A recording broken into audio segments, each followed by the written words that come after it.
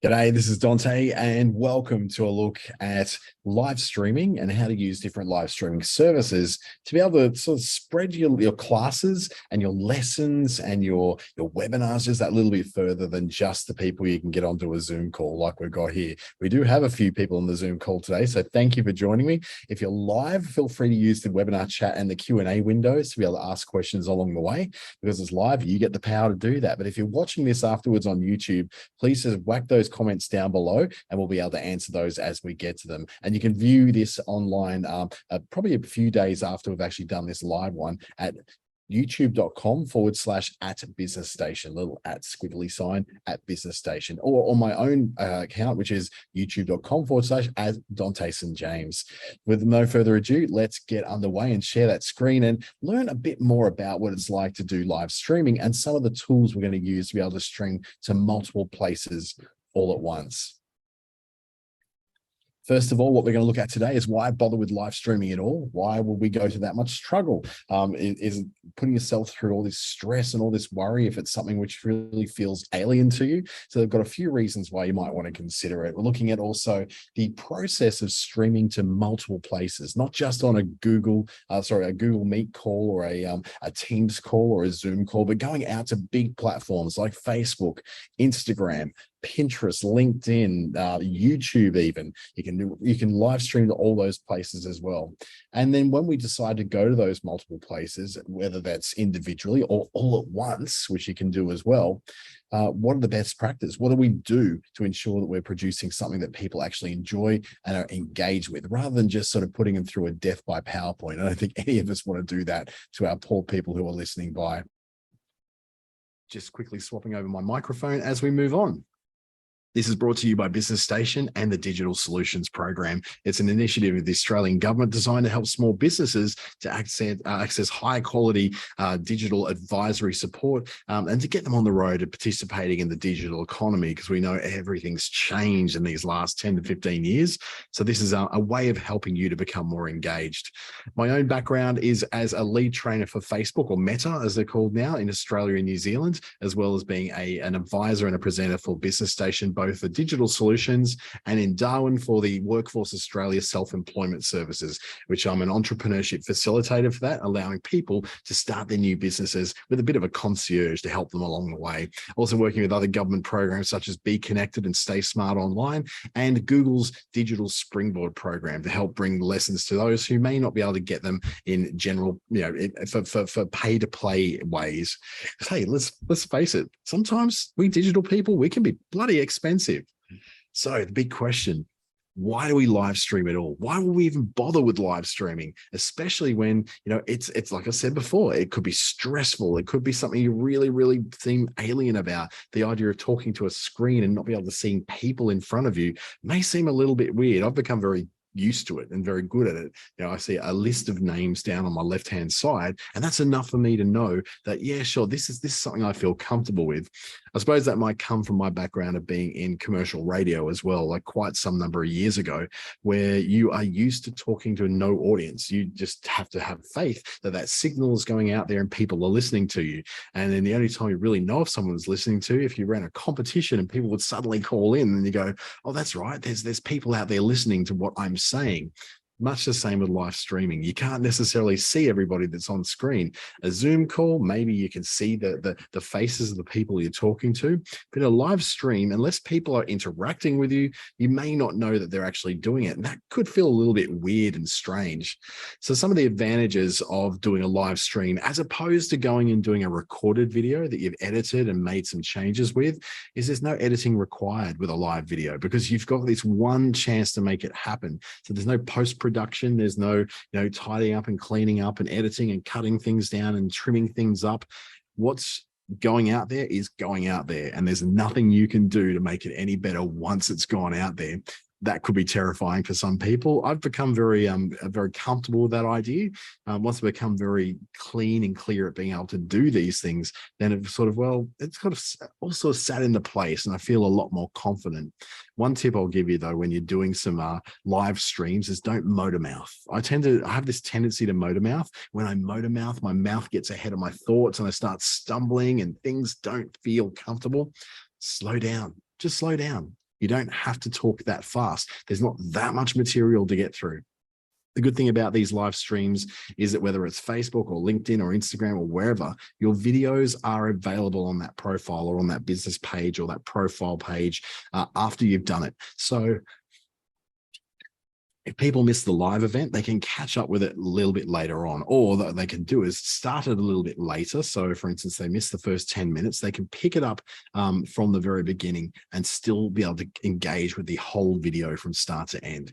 You can add multimedia presentations and files in the form of videos, photos. You can share a screen like I'm doing through sharing my Canvas screen to show you the presentations. You get instant feedback and questions, which is, it can be a little bit hard sometimes if you're going through to multiple places at once. You can't really look at them all, but if you're just doing this, say on Facebook or YouTube, people can comment and you'll see those comments live on your screen, whether you're doing it on your mobile phone or whether you're doing it on a computer like I am. You can also reach people beyond your usual audience. And this is one of the big advantages I like, is that it's not just the people who are invited on your Zoom call. It allows you to go so much further to reach people who may be your followers on Facebook, your connections on LinkedIn. You got this opportunity to reach well beyond just the people who got the invitation to join the call. So that gives you a greater chance to reach new audiences, particularly when the video is saved and it's able to be played back, particularly on somewhere like YouTube, where videos are quite sticky. I've got videos that I posted 2 years ago that actually deliver new clients to me. Just the other day, I picked up this client from Miami in Florida, would you believe, of all places, Miami in Florida, because he saw my video on YouTube, which was a webinar that I'd done just like this one for Business Station, and decided to approach me. So he liked the cut of my jib, I guess. He liked the way I was working.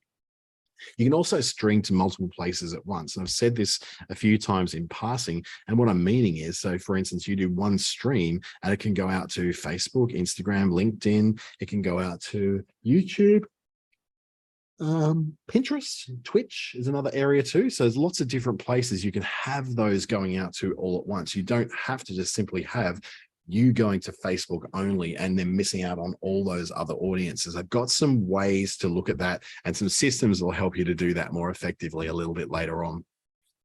So if we look at the no editing or post-production required, it's because it's live, you just got that one shot. Now, I don't mind the one shot thing. Some people get very nervous about that. I don't, because what it is, it lifts me.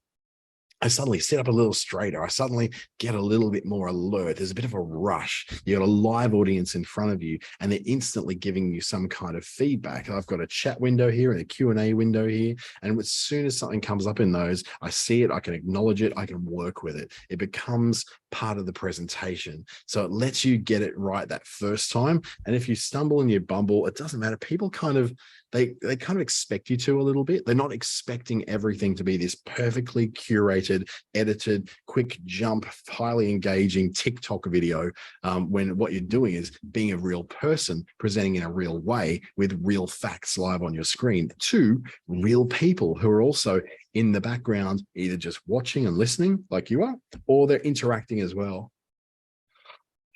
Oh, excuse me. You can access the video later because all live streaming platforms make the video available for replaying on demand. That's very handy because why would you just do this once and then only have this one chance to get people aware of what you're doing and how you do it?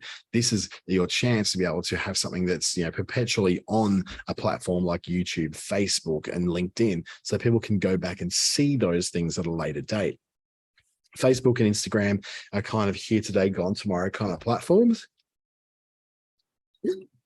They tend to just come up, and then the next thing they're gone. Like it's very hard to then go through and find other previous things. Facebook a little bit easier because you've got video sections and it highlights your live videos through your page. But when it comes to something like YouTube, like I said, YouTube videos are sticky. They stick around for years and they'll deliver new views to you for many, many years to come. So you don't have to necessarily worry about people missing that live. It's just another way for you to get a video in that doesn't require you to do lots and lots of stuff. The adding of multimedia presentations and files, I often add in audio and video files as well. And like yesterday, I did one, and I had video files. I didn't quite play back the audio, but they were able to play through there. So it wasn't just me having like an animated set of screen instructions. It went a bit further. It put out I had some videos from Gillette about some different kind of marketing to men. So some advertising that was designed for people to be able to see the changes in the way that marketing to men has been done over the decades. And so I was able to play that back, which added another dynamic to it. You can share your screen, and it doesn't just mean like a presentation like I've got right now. It could mean videos. It could mean a YouTube video, anything like that.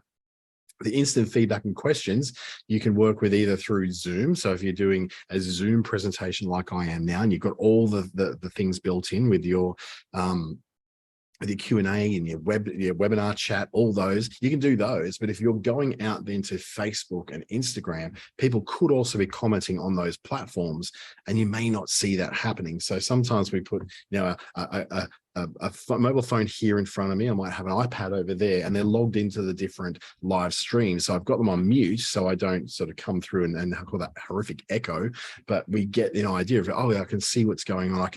I might not be able to answer them in the chat, but I can acknowledge them in the video as we're going live. Reaching people in social media, it says, as much as we say that social media is dead, and we've got a whole lot of business people and a whole lot of small businesses and coaches saying, oh, Facebook and Instagram is dead. No, that's not where things are at anymore. It's still very much at there. It's just that what we've done is found it really hard to reach people on there. There's still 3 billion people on Facebook. There's still, almost the same amount of people on Instagram now too. They're about the same in size. So it's not like there's no one on there. It's just that we're finding it hard to reach them because it's so darn busy. So if we can get out there to some of our to our following on Facebook or Instagram or YouTube with a live video, that's great, because live video is prioritized as something that's notified through to them, rather than just regular graphic posts and inspirational themes and all that sort of thing. Live video is something which does get notified through to more of your followers than something that you will deliver on the feed usually. So there's that going for it. Still not to the point where it was about 5 years ago, where the minute you opened up that live and everybody would see it and hear about it, and even people who you didn't follow would be notified. It's not quite that broad now, but still a lot more than posting an inspirational quote from Oprah Winfrey on your feed. It's just going to go so much further.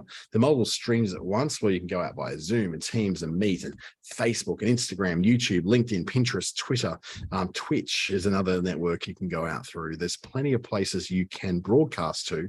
That's never the problem. What the problem is that most people have is like, how do I pull this off? What are the pieces of equipment that I'm going to need? So the kind of equipment you would need is you can start with as little as just your phone. You can set up your phone, you can prop it up against something, and off you go and you're live. Or you don't even have to really necessarily have it propped up. You can just be carrying it on a selfie stick or just walking along like this and actually talking to your phone, and that will give you the opportunity to be able to do something very live and very interactive and now. So that's one way you can do it. On iPad's another way, same sort of thing. Hold it up, prop it up, whatever you need to do to keep that iPad going. Or you can use a computer. Now, what I find is adding a little bit of extra quality into those live feeds will be doing something like adding a microphone. So I've got a Shure MV7. I'll just tilt it over there so you can see it. So it's a Shure MV7. This is most podcasters and YouTubers tend to have a microphone such as this one. The MV7 is about a $400 microphone. Now I do this for a living, so I don't tell you to go out there and buy that. You can get really good microphones for as little as $16 from Kogan. A condenser microphone, you can use it at close range. It's going to give you a really good sounding audio. People are a lot less likely to forgive you if your audio is bad than what they are if your visuals are bad. If the visuals aren't so great, well, they'll go, oh, well, that's not so bad. They might just not have a lot of graphic design ability, but the audio has to be good and clear and able to be understood. And that's one of those things that people just won't forgive it if it's not. So getting yourself a nice external microphone, not just using your camera phone microphone or your laptop computer microphone. They're not quite enough. They're very echoey, very tinny. You don't want that. Cameras, I find that I'm using the laptop camera. I do it in this kind of thing. It's not so bad. On my phone, it's pretty good as well. But I want to have an external one sometimes when I'm trying to do really high definition stuff and I want it to be bright and very vibrant. At the moment, that what my camera produces on screen isn't that important, because the camera is just the little tiny square where you can actually see me. What's more important for me is that my shared screen is showing up. But once I go to the full screen of me, that's when you notice that the camera is not that great a quality. So when I do more full screen stuff with me on it, then I want to make sure I've got a good camera and a vision or a sound mixer. So we'll have a look at this. Smartphones are pretty much the way that most live streams are done these days. People just hold them, they prop them, whatever they do, and then they'll use the apps for those particular social networks. So whether it's Facebook, LinkedIn, they'll use those apps to go live. You can't go live from the LinkedIn app though. LinkedIn's a little bit different. It goes through a third-party way of doing it, which I'm going to show you shortly. Twitter can go from the app, Pinterest can go from the app, even YouTube can go from the app. All those things allow you to go live to what your following is, and your following to a degree will be notified. Not everyone will be. They'll give given like a, hey, this is happening. You may want to be reminded of it, and then they can go and go, oh yeah, I do want to be reminded of that, and they get a notification just before the live is about to begin. So this is the most popular way to do it, and seriously, it's a good way to do it. The quality of audio isn't great, and unless you're using a wired headset that's actually got the little microphone. You often see a lot of YouTube shorts or TikToks that people are holding their iPhone microphone really close to their mouth, because that's the way that they get a decent quality of sound coming through. But otherwise, I would do the same. I can plug my great big microphone. Actually does plug into my phone and allows me to use that as the microphone it records on, so I can have that. Or you can have those little lapel mics, which I've got a little Rode lapel mics, which I just plug on there, and then it connects through via Bluetooth and then connects through to my phone, so I can get some decent footage from the phone, but also some decent recording from there as well. So it's Rode is RODE. It cost me about, oh gosh, it was about $199. It wasn't cheap to get these two, but it allowed me to at least then be out in the open, have decent quality voice coming through, not just a decent quality shot from the camera. When it comes to the iPad, iPads provide you a larger screen area, so it's a lot easier to monitor things like chat. And you get a big enough iPad, particularly the big 12-inch models, you can split your screen between, here's my stream, here's my chat, so you can then interact with it if it's propped or you're doing it at a desk. So an iPad's also a really good way to be doing that kind of thing. Your computer then gives you much more of a setup. So for instance, in my setup, I've got my laptop computer right in front of you that I'm staring right down the barrel at. That's where I run my chat, my Q&A, see my attendee list. I can see what's happening around the webinar. But then up here, I've got a secondary monitor. That's where my presentation is. So I can work through my presentation easy. So when you see me looking up, that's me looking at my monitor. Now, what I used to have is two monitors, because I use Canva. Canva only needs one monitor to work with the presentation style of putting the presentation up on the screen. But Microsoft PowerPoint, if you use it and you go into slideshow and you go to presentation mode or slideshow mode, it needs two monitors. And it has one over here, which is the presentation itself. Then I'll have one over here, which is then the like any of the notes you've got on there and what the next screens are and all that. It doesn't have sort of a all-in-one mode where you can just go on one monitor, unless you've only got the one monitor to work with. And what it does, it doesn't show you the presentation at all. It just shows you the progress of what's going on. It does a more compact version. So the problem is when I've got two screens, it wants to take both of those screens up, which leaves me nowhere to monitor my chat. So nowhere to monitor the Zoom part of things. So it can be a little bit more difficult. So once you've got that set up, you decide how you want to do it. Now, in the case of me, I've actually reduced myself down to just the two. I occasionally have to do a PowerPoint one, but most of the time I'm using Canva, and Canva just takes this one monitor up here, so I can just glance up, see what's on it, and know where I'm at any point without having to be all over three different monitors, which makes it really, really difficult. Your microphones, as I said, I've got the Shure MV7, which is a fantastic one. You might want a pop filter in front of it. So if I sit a fair way back from my microphone. So when I say the letters like P often, because it pushes out a puff of air, can sometimes in a microphone cause a bit of a popping effect, which causes the sound to sort of max out a little bit and distort. So if you're someone who does that and you like to be right up against your microphone just like this, because it gives a nice, smooth, rich voice, as soon as you go pop, pop, pop, pop, pop, then you will notice when I did that it kind of cuts out a little bit and causes some problems. So a pop filter in front of it helps diffuse that air, so it doesn't go straight into the microphone, but gets diffused across the surface of the pop filter. So that's something you might want to consider. You can get them for about $5 to $12. I think at places like online, Amazon and Wish. Otherwise, you can get them in places like JB Hi-Fi. Do occasionally sell them, but they will be a bit more expensive, more towards that $40 to $50 mark. And they just screw onto your desk, or they screw onto the front of the mic, so you can have then you going directly into that microphone to have a much clearer, much richer sounding voice than, for instance, if you're sitting back and you've got like arm's length between you and your laptop computer's microphone, where it's really picking up a very tinny, reflective voice, which is coming out from all over the place. Next up is the camera. Now, as I said before, the cameras that are on laptop computers, think about how thin the laptop computer monitor is. It's just this tiny little thin thing that hasn't got much depth for the lenses and the mirrors of the camera to be able to look at and give a higher resolution picture. So you look at a mobile phone is usually actually thicker than what the laptop screen is. Now that things are getting smaller, we'll be able to miniaturize more camera parts.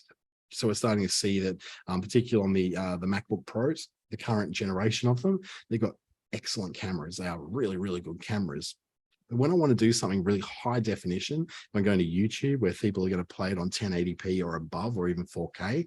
I want to capture a really good picture. I get like an external webcam. So you can either use I know on my Mac, I can use my iPhone, my iPhone, as an extra webcam or an extra microphone for my computer, and that will give me a better quality image going out to the world.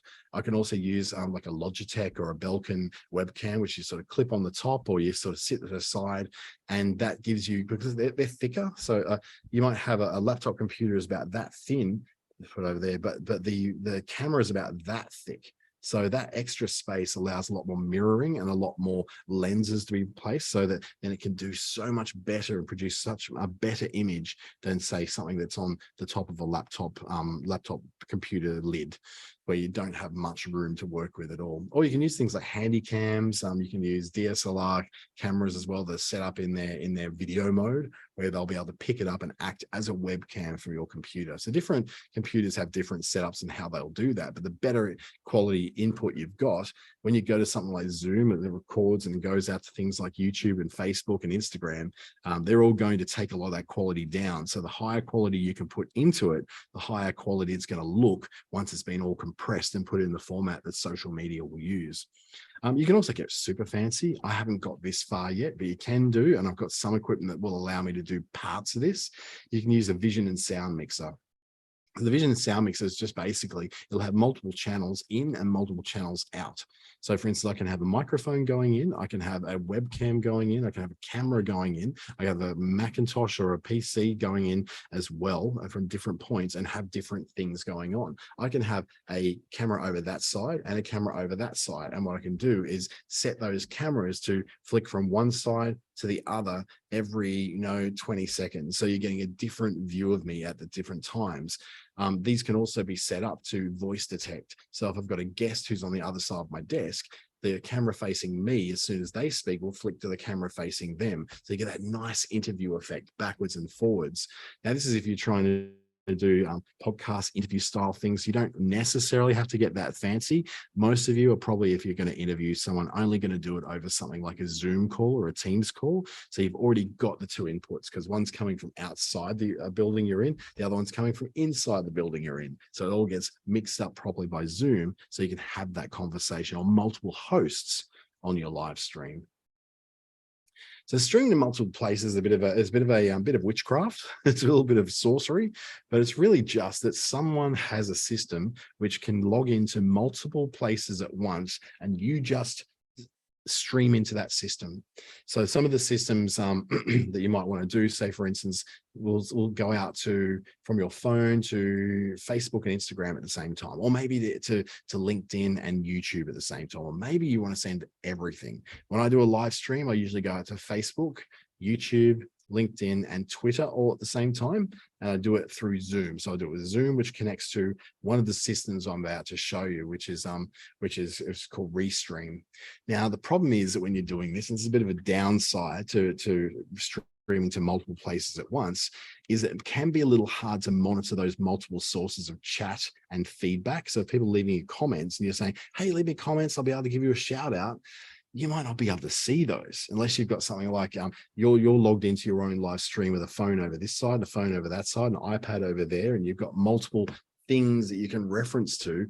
But that sounds exhausting, doesn't it? Wouldn't you just rather say, look, if you really, I've invited you onto the Zoom call. If you're on the Zoom call, you can ask questions and comments and all that. But if you're elsewhere, what you can do is drop comments in the system and I'll come back to those later, rather than putting so much pressure on yourself to perform for so many different sources of people all at the one time. They can passively consume it on YouTube and Facebook and Instagram, or they can actively participate through Zoom. So that's one of the downsides. The other downside is that when you're going out to multiple services, you've got lots of points of failure.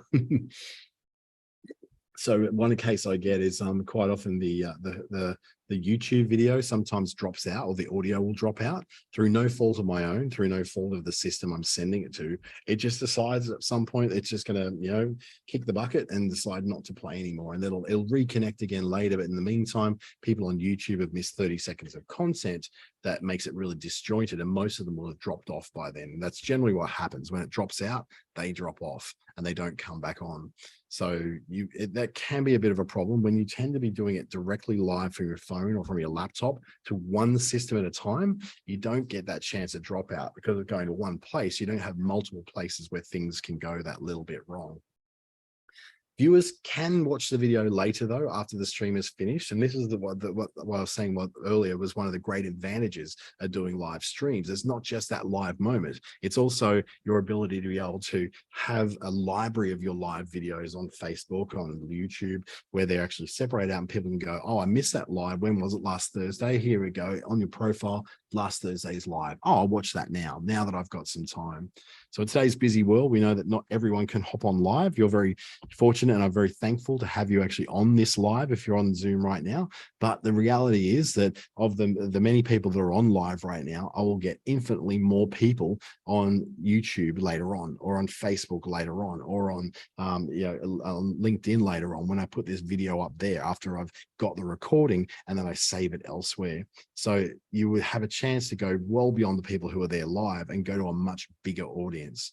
So a few examples of the different systems you can use to stream to. So you stream into them and then they restream you out to other services. Streamyard is perhaps one of the most popular ones because it's so simple. It's a really simple one. You can flick between different screens. You can have guests coming in. You can have little lower third things on your screen, which are showing, what your name, or maybe your different messages that you want to put across. It could be a sponsor, it could be your logo, could be your email address so people can contact you. Really handy to have that sort of stuff. And it's very easily built in with Streamyard. The one that I use is called Restream. I use that because it's got a few more options in there that I'd like to have. It still does the things that Streamyard does. You can have your lower thirds, you can do all that. In fact, a little later, I think it's tomorrow, I'm actually doing a live stream tomorrow about the state of social media in 2023. So that's one of the things that I do regularly, probably about once or twice a month. I'll do one of those live streams that's not part of Business Station, that I do separately, which is an extra thing that may be a little too niche for Business Station. So I put it out to the world and say, if there's only going to be a few people interested in this in any one place, well, then I'll put it out as far as I can to get more people interested that may not be as interested as a small business from the Business Station program. OBS or open broadcaster software is free. It's a free, all these other things, they do have free versions. So Streamyard has a free version, but the Streamyard logo will stay on the screen, so you can't get that watermark. Same with Restream, they've got a free version, but the Restream logo will show on there instead of your logo. OBS is completely and utterly free, but it's a lot more complex. You download the software onto your computer and you run it like that, and you then connect through API keys and API secret keys and private keys, your tokens that connect you through to those third-party places like Facebook, Instagram, LinkedIn, Pinterest, Twitter, etc. So it's a little bit more difficult to set up. I use Restream, as I said before. I have used StreamYard many times and actually quite liked it. So what we're going to look at is basically how these things work out. StreamYard starts at free and allows you to have there are some streaming limits, like you can't stream forever. I think it's like a couple of hours you can stream for. You can save local recordings, but you can't save them in the cloud. So the cloud recordings allow you to go back later on and get it from somewhere else. You need to have a lot of space in your computer to store local recordings. You can have up to 6 people on screen with you at the same time, so people can be part of it. You can have guests. And it gives you 2 seats, which essentially means 2 users. So you and someone else from your business can both have logins to that system. The basic version at $20 US a month then adds on things like removing the streaming logo.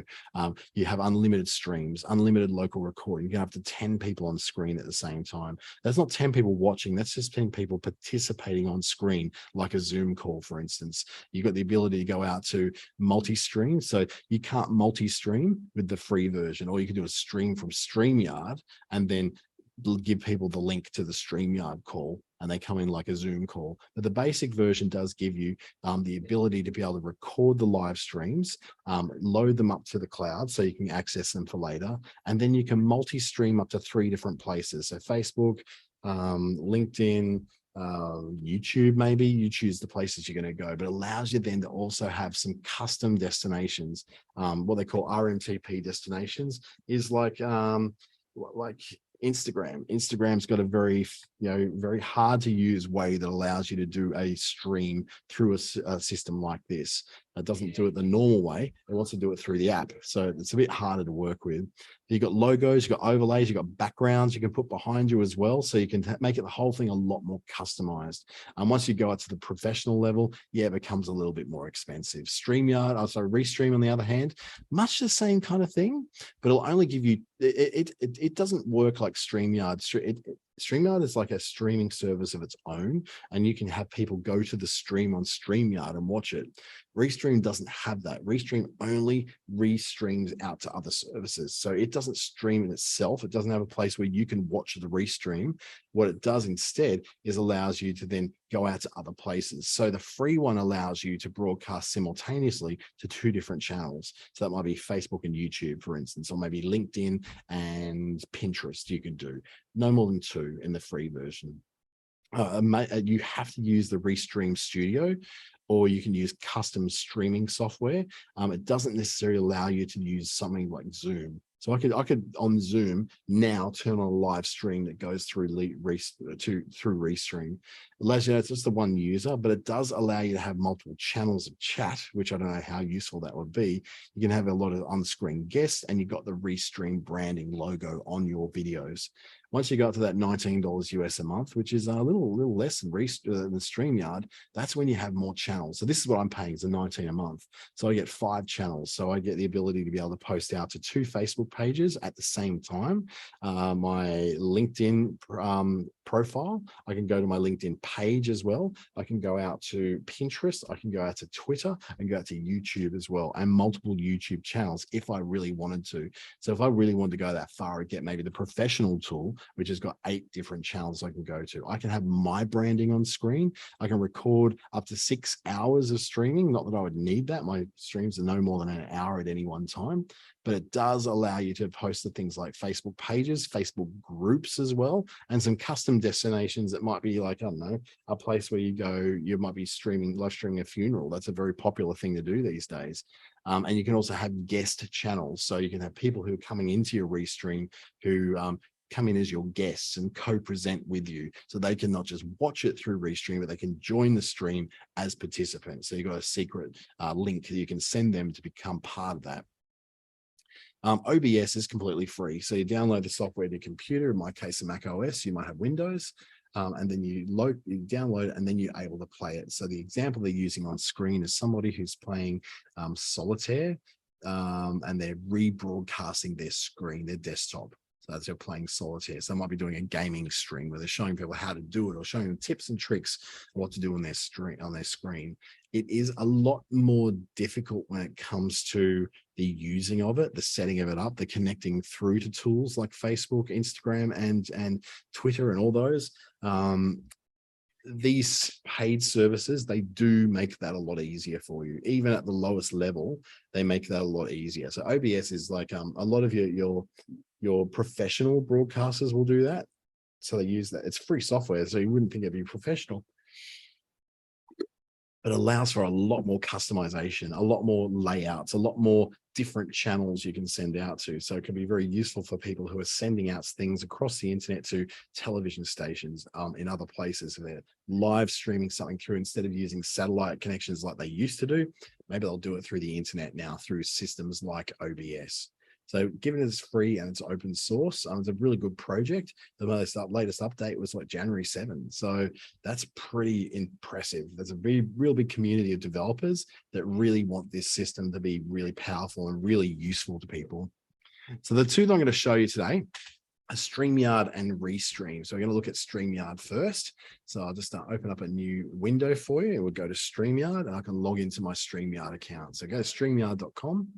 At streamyard.com, it's automatically taken me into my account. So I logged in a little bit earlier today, and it's got me as 7 minutes and I've used 7 minutes of my 5 hours of included free storage. So I do not use this very often, but if I make it a bit bigger so you can read it more easily, down here I've got some streaming hours left. So I've got 5 hours of recording storage. So I haven't used all that. That's good. I can have a team. I can refer people. I've got previous videos over here on the left that I've done. So here's one I did back on December 30, 2021, when I had a background. And I think I actually paid for StreamYard at the time as well. I can have destinations I want to post to. So in my case, here's a bunch of different, I did a test one where I did a test streaming. I can then go to my YouTube channel, my Twitter profile. I've got the ability to go to my LinkedIn profile, as well as all these other places. So I can use those to connect. Now, in the case they might be disconnected, I can remove them and reconnect them. So in the case of LinkedIn, probably does need reconnecting, because it's, if I connect in my LinkedIn, thankfully you can't see my details, and then I allow StreamYard to connect to LinkedIn, goes back to StreamYard, and then says, yep, my LinkedIn profile is now connected. Or I can go to my Facebook page. So let me reconnect to my Dante St. James Facebook page, not my profile, but my page. Log in through Facebook, approve the connection, and it goes back to StreamYard. And now the connection is made through to my Facebook page as well. Any minute now when it loads up, taking its sweet time. Come on, little fella, you can do it. There we go. So I've got my Facebook page and my other one too. So I can have multiple Facebook pages.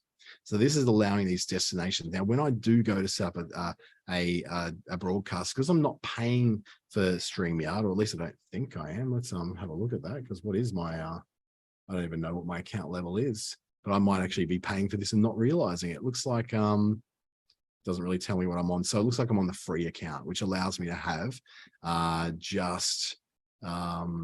it doesn't allow me to have a lot of destinations to go to. It may not even let me have any at all. So if I go back here, back into my account, and if I do start at one, I can go create a broadcast. I can make it a live stream. I can do an on-air webinar. And what it does is, if I'm paying for this, I can actually embed the webinar in my website. I can just record too. You can use this as a really good way to just record a video, a live video that isn't live to the world, but you just want to record it, pretend it's live. So you can do recording in the studio. So let's see what that looks like. I can go test recording.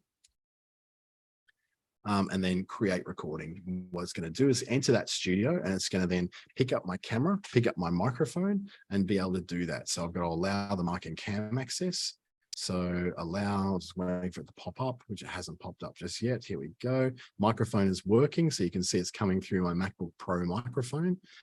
It's having trouble getting onto, I want to get rid of that because it's having trouble getting onto my camera. So I've just got to change the settings and go, okay, I want the camera to be not my Lumina camera, but my FaceTime HD camera. There I am. And then my audio changed to my preferred microphone, which is my Shure MV7. So once I've got all that in, now it's showing me on the screen. I can wave hello, and I call my display name Dante St. James. So it's going to display my name down in the corner like that. As I enter the studio, it's not recording yet, but I can set different things in here. So at the moment, I'm not part of this video.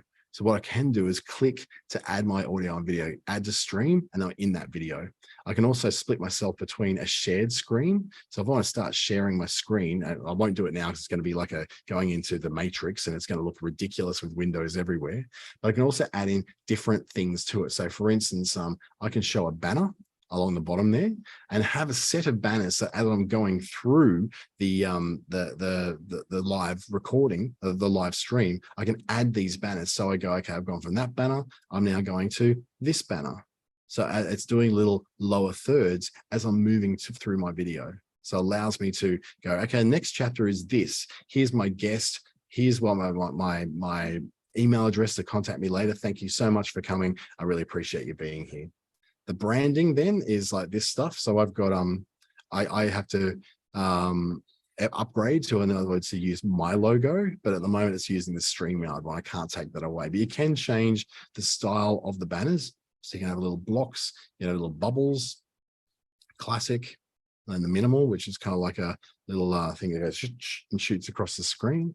I can add an overlay if I want to. So I want to have an overlay so it sort of breaks it up, and I've got other major blocks of graphics on there. I can do that.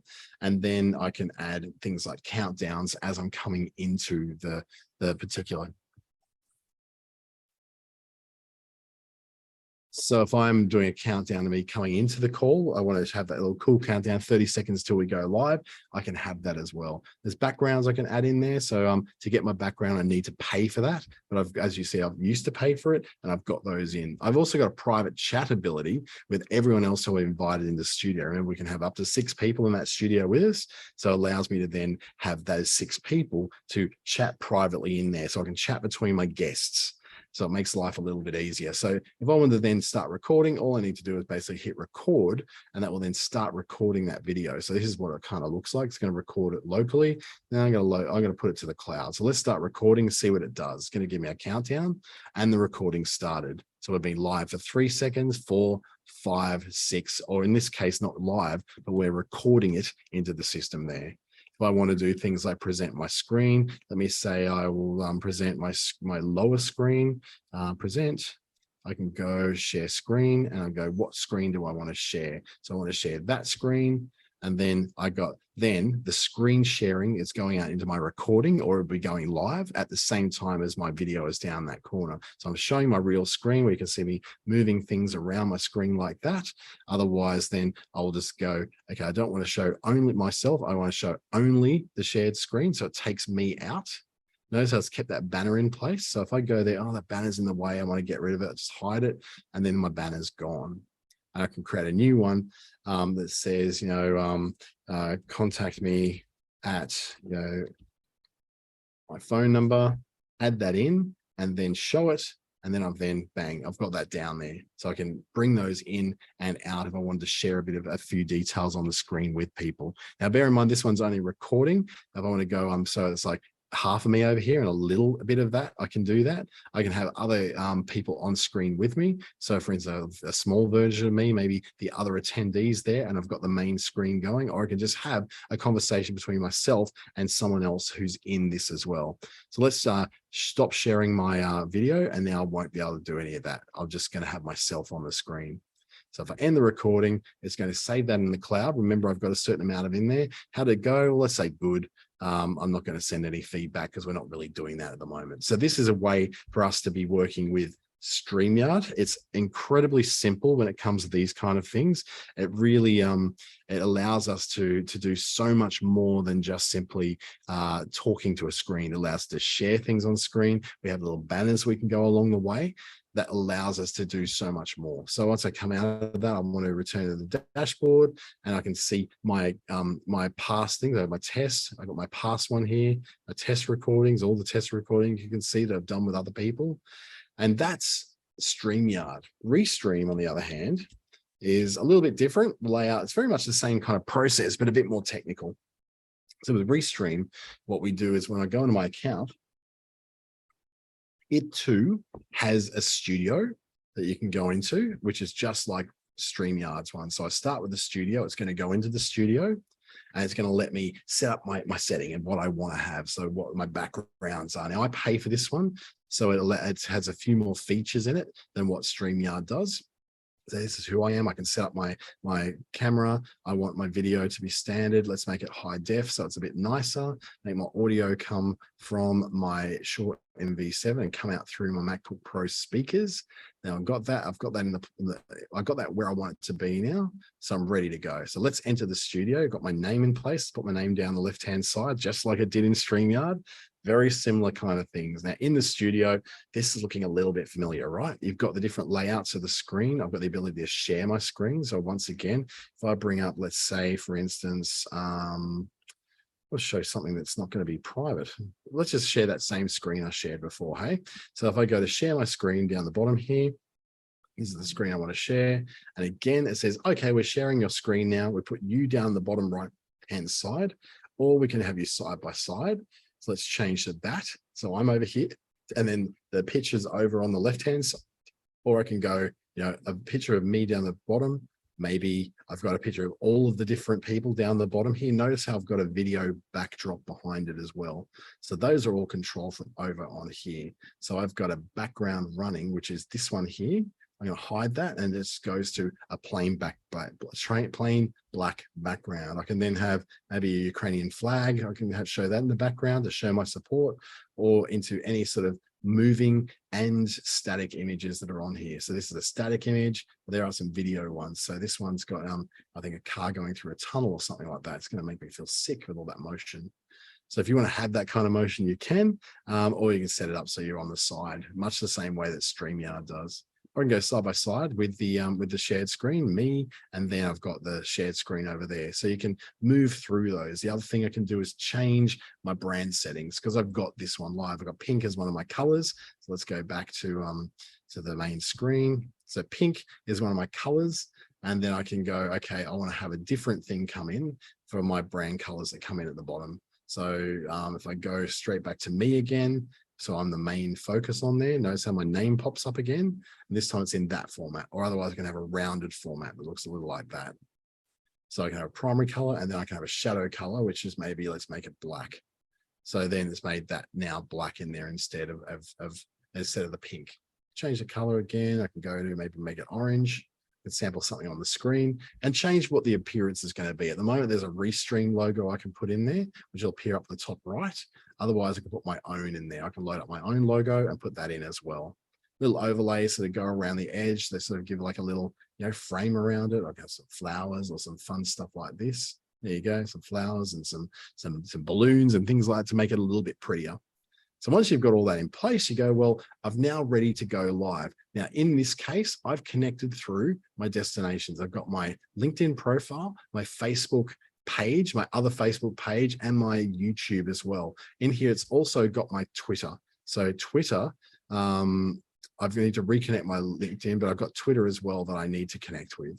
So if I reconnect with my LinkedIn, then it's just the same way I had to do with Streamyard to make sure it was able to reconnect, because you have to renew that connection every so often. Now I've got that, I can go out to all these places. Or if I decide I don't want to go to Twitter, I can not go to Twitter. That's all good. What the difference is with this is, if this is going to go live straight away, I've had no chance to let people know that I'm about to do this.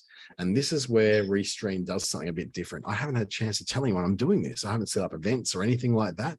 So what I might want to do is say, I'm going to put this off for today. I'm going to get out of the studio and go back to that main screen, because the problem is I need to let people know first that I'm going to do this, like I've done with these events over here. Ran this one back in November. I'm running this one tomorrow. So this allowed me to use Restream to not only restream my broadcast, but it creates the events in all these channels. It creates an event in YouTube and it says, okay, there's a live coming up. Do you want to be reminded when it comes on? And you go, oh yeah, I do. Or you go, it's an event on Facebook or an event on LinkedIn as well, which then goes out to all your followers and lets them know that you've got something coming up, which is going to be really cool. So I go, into schedule an event, and this is where I can actually set up my event. Now I can do it straight from my browser, from the I'm going to send it from here. But what I usually do is I use Zoom to go out there. So I say I want to use the encoder and Zoom, and it gives me a little code to put in the Zoom. And I have to get a setting in Zoom that allows me to go from Zoom. I don't have to go from Zoom. I can do it within the studio here, but I like to do it in Zoom because what usually happens is I invite people to the Zoom call as well. So people can interact live with me on the Zoom call, but then I happen to be also rebroadcasting it to other places. So it gives me the best of two worlds. I get to interact with people live, but I've also got things going out to a passive broadcast audience as well. So that's why I'll use Zoom, but I don't have to. I can just go straight from the browser and not have to go through Zoom at all. Or I can, just like Streamyard, record it. I can do it as a recording, a live recording, and leave it there and take it and edit it in my favorite editing software, whatever I want to do. I can play with it that way. So you've got the ability to be able to send it out straight away from the browser, or you can say, I want to do it through another place. So you've got OBS, so you can plug in OBS, that free software I was talking about. You can plug this into there and use this as the nicer interface to send over to OBS, which will then send it through to other places. Or I'm just going to do it through Zoom as I normally would.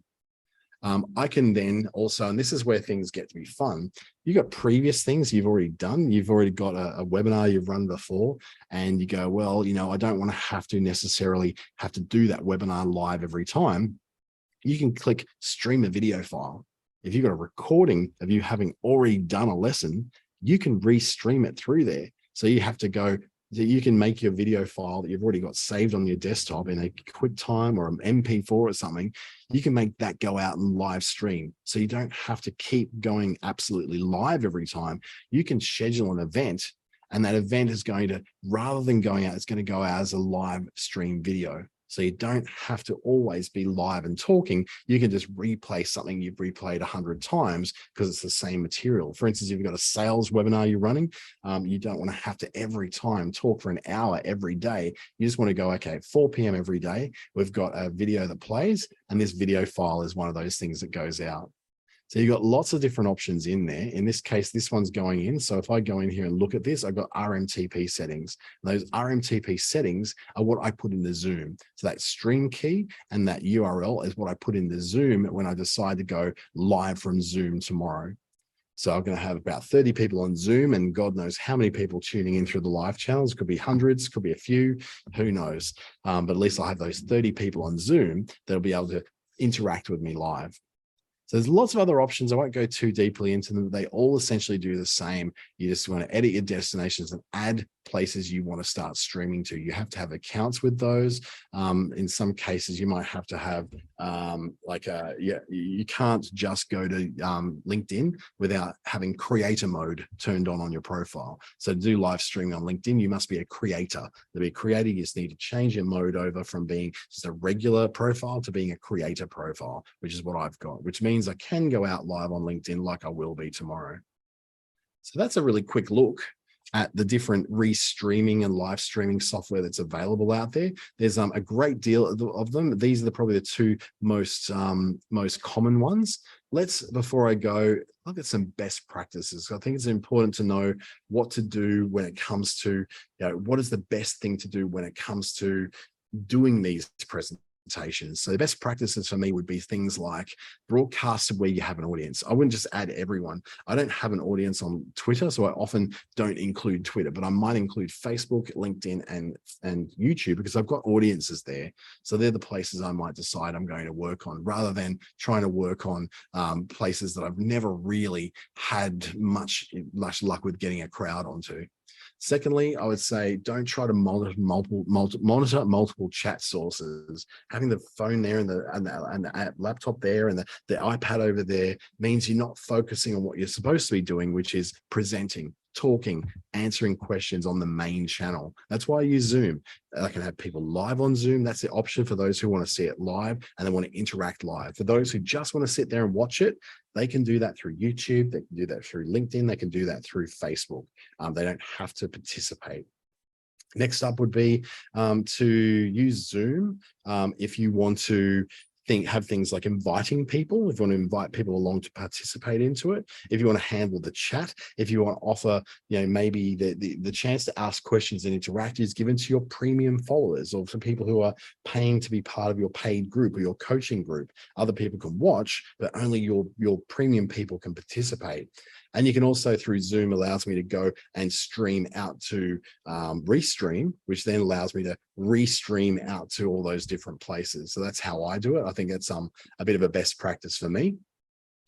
Promote your stream before you do it. Don't just sort of go live one day and go, oh, no one's looking. Oh, that's a load of crap. I'm not going to do that again. What you will do is look at social posts, look at your email list, tell people that you're about to do it, send out personal invitations and schedule events. Restream does that for me. It puts the events in Facebook and LinkedIn. I don't have to put those in place. But when it comes to you using something like Streamyard, it doesn't do that for you. You'll have to go in and create your own events in Facebook and in LinkedIn to be able to promote that you've got this thing going on. Have a plan. Oh goodness, definitely have a plan. Have a way you're going to handle the entry and the welcomes. There's nothing worse than watching someone welcoming someone for the first 10 minutes when you're just going, get on with it. I just want to get the value and get out of here. Have an intro, have a very clear introduction. Treat it like a webinar, like I'm doing. Make sure it's got a clear point where it comes in, have clear points you want to cover during the webinar, and then call to action and exit. Have some reason at the end of it for people to go to somewhere next. There's no use just leaving them up in the air and saying, well, that's great, you've learned some new information. You want to have somewhere for people to go. And then have some follow-up. Thank you posts after the event to point to the recorded video. Promote that replay, reuse parts of it, chop it up and turn it into TikToks and Reels, or promote the next one you're going to do, something that's going to follow them up.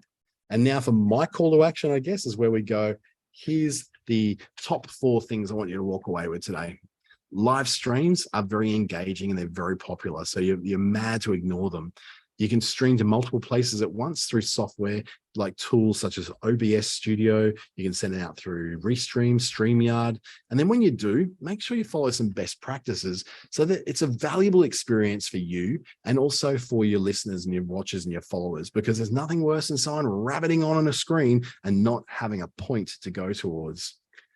Have you enjoyed this? I hope you have. If you want to participate with this more, you want to learn more about it in like a one-to-one scenario, if you've got some hours left of your digital solutions program coaching sessions, you can have 3 of them and register online at digitalsolutions.com, digitalsolutions.businessstation.com.au, and they will allow you to pay you $44 and get underway. It's a really small amount to pay to get 3 hours of one-to-one coaching in whatever digital stuff that you want to find. For me, or from others as well. Thank you so much for being patient today and learning a little bit about something you thought you probably couldn't do. Hopefully this has showed you that you can, in fact, do this. You can take your lessons, your classes, and all sorts of things online. I'm Dante St. James. That's my email address on screen, as well as the LinkedIn, Facebook, and Twitter you can find me on. Just reach out to me on those platforms. I'd love to have a chat. Thank you, and have a great rest of your week. And however you celebrate this week, do it respectfully and with people who also want to be respectful of what it means to everybody. Thank you, and have a great week.